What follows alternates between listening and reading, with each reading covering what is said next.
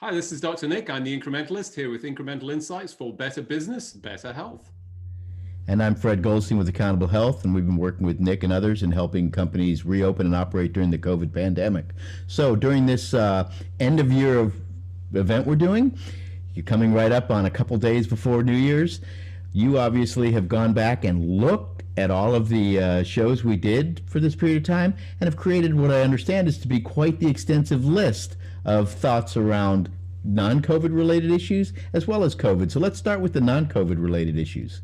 Yeah, no, and just to be clear, I haven't looked at all of our episodes. That's a significant book of work when you consider this is episode 41. So we started back in 18th of March was our first episode.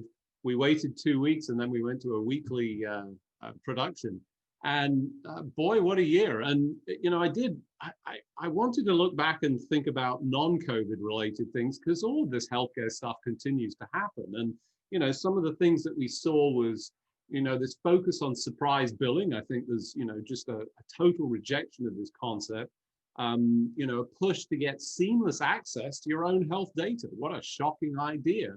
From a clinical standpoint, we saw measles again. I thought I would never see that again in my lifetime. We've got more focus on drug price transparency, which is good news, especially when we know that the US pays way more than many other countries. The FDA finally said, oh my goodness, vaping's not healthy. When we think about all the COVID related, gosh, that was a bit timely.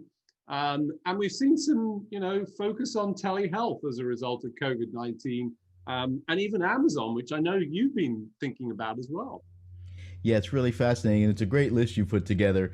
So fascinating to kind of discuss some of these points. The whole Amazon thing is finally maybe coming to fruition. Obviously, the big deal with Amazon and JP Morgan and Berkshire Hathaway has not come to fruition, but Amazon has been relentlessly working on the backside, developing consumer-oriented type services.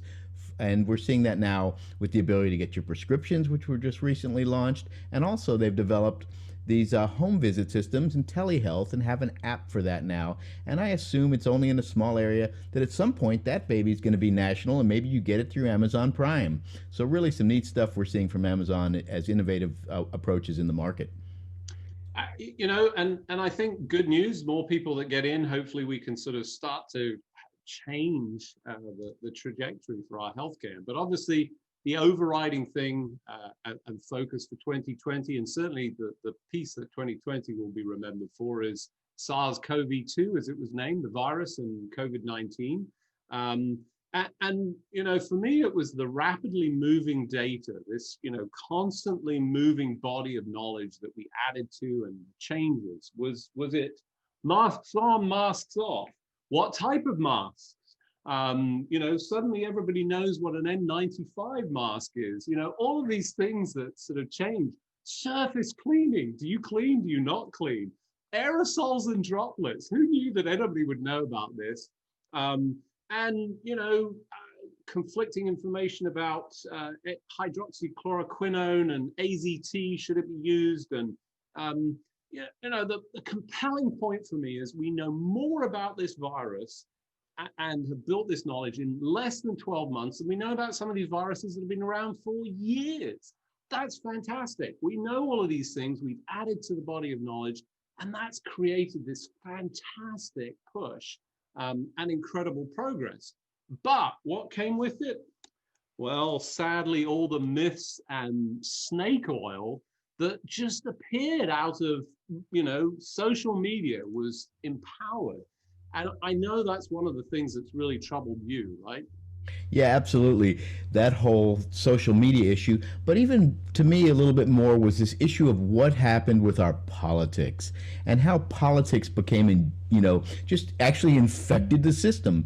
Politics became this sort of disease that said, I don't wear a mask because I'm X, or I do wear a mask because I'm Y.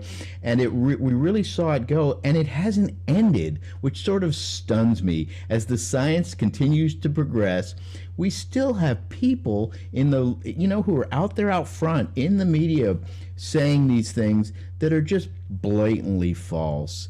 We know how to be safe. Do we know everything? No, as you talked about, there's a huge amount of information we don't know. We've learned a ton, and that's critically important, and we need to apply those learnings. And so I hope at some point we get back to this idea of accepting science, recognizing where it's not as well developed, but making smarter decisions on that, and getting our leadership, which I think will happen now, to begin to re-ingest science as the basis for making decisions. That's been the most frustrating thing for me this year. And it is. It's the foundation. And to be clear, we should call out fake news, snake oil, all of these things. But one of the things that I've found troubling is this sort of lynch mentality online. Judge tenderly if you must judge at all.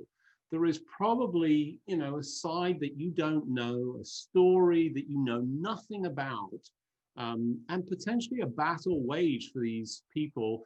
And, jumping into this sort of dive mentality has just created this, polarization of people. And that's not who we are. And if it does anything, it impacts even worse the brain health. We know that we're going to see this long tail of COVID-19. We've got long COVID, a new term. Great news, we've got 3 vaccines. There are some others in development. They were built on the shoulders of all of this information that came before, and that's a fantastic thing. But from a overall standpoint, we have learned so much about this. And, I want to sort of close with looking ahead in a positive fashion. And I focus on Marcus Aurelius and the Stoics, who essentially survived much worse than we have when you look back in history.